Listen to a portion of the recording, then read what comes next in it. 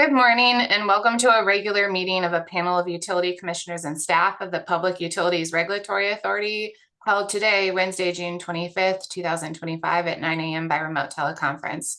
My name is Chairman Marissa Gillette and I'm joined virtually today by my colleagues, Commissioners Michael Karen and David Arconti.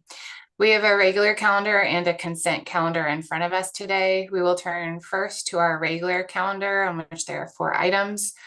The first item on today's regular calendar, docket number 241013, application of Resource Development Associates for a Connecticut Electric Aggregator Certificate of Registration. I will be seeking a motion for continuance from my colleagues this morning. Madam Chair, so moved. Second. Thank you. Mr. Bumpin, can you please take the roll? Commissioner Karen, Yes. Commissioner Arconti, Yes. Chairman Gillette. Yes. Thank you. We will continue that item to another date. The second item on today's regular meeting is docket number 250201, the annual reconciliation of the conservation adjustment mechanisms. We will turn to Authority Staff Jenna Vigrass to present the decision for the panel's consideration, please. Good morning, Commissioners. In this decision, the Authority approves the Conservation Adjustment Mechanism charge known as the CAM charge for 2 electric distribution companies, the Connecticut Light and Power Company doing business as Eversource Energy and the United Illuminating Company, and for 3 local gas distribution companies, Connecticut Natural Gas Corporation, the Southern Connecticut Gas Company, and Yankee Gas Services Company doing business as Eversource Energy. The CAM charge, along with other revenue sources, funds the Connecticut Conservation and Load Management Plan.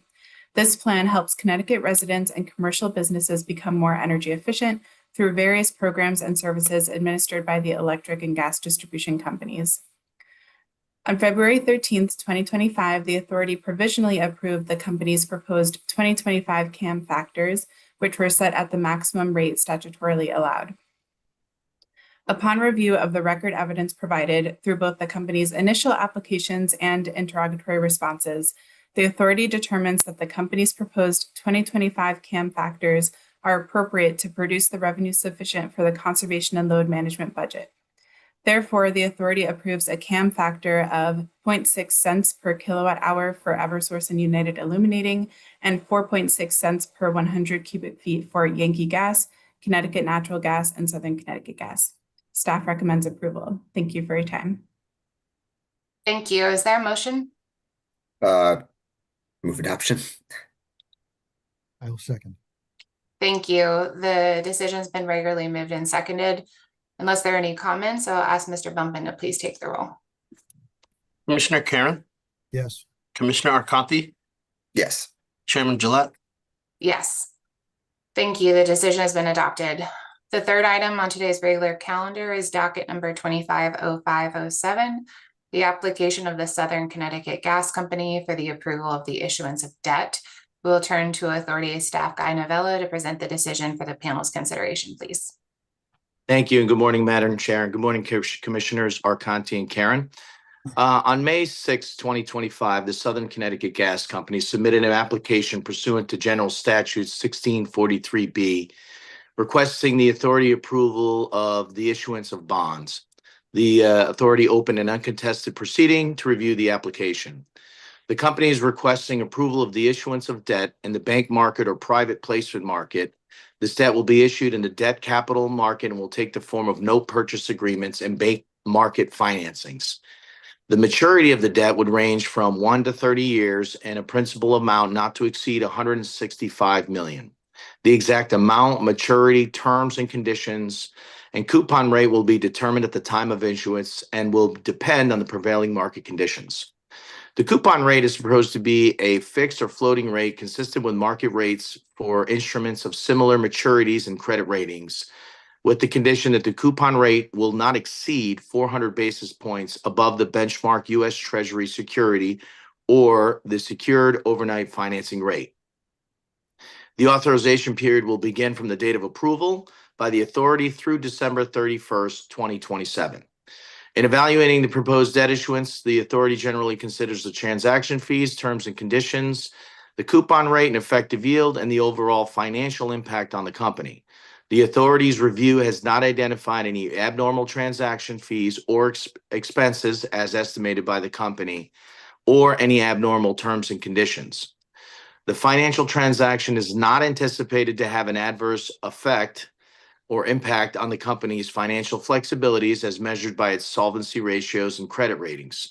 The company's corporate credit ratings are currently BBB+ by S&P, Baa1 by Moody's, and A- by Fitch.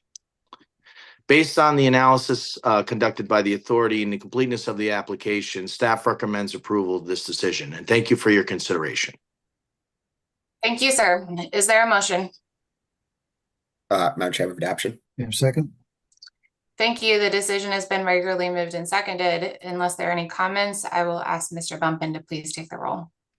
Commissioner Karen, Yes. Commissioner Arconti,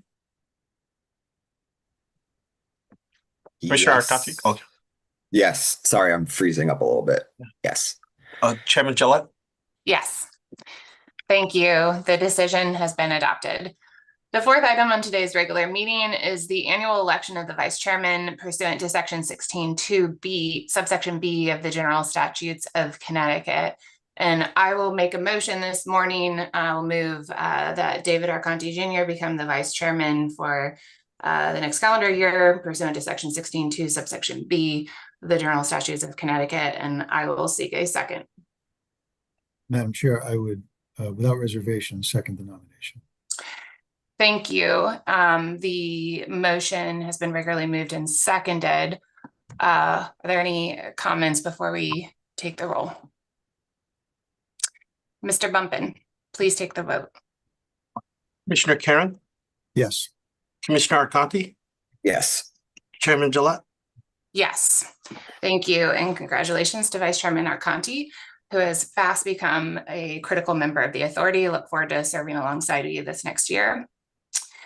We will move next to the consent calendar, on which there are 15 items, and I will seek a motion, please. Madam Chairman, I would move today's consent calendar items 1 through 15. And I will second it. Thank you. The consent calendar has been regularly moved and seconded. Mr. Bumpin, please take the roll. Commissioner Karen, Yes. Vice Chairman Arconti, Yes. Chairman Gillette. Yes, thank you. The consent calendar has been adopted in full. That brings us to the end of today's regular meeting agenda. We will adjourn. There is no regular meeting next week, so we will reconvene on Wednesday, July 9th at 9 a.m. for our next regular meeting. Thank you and have a great rest of the day.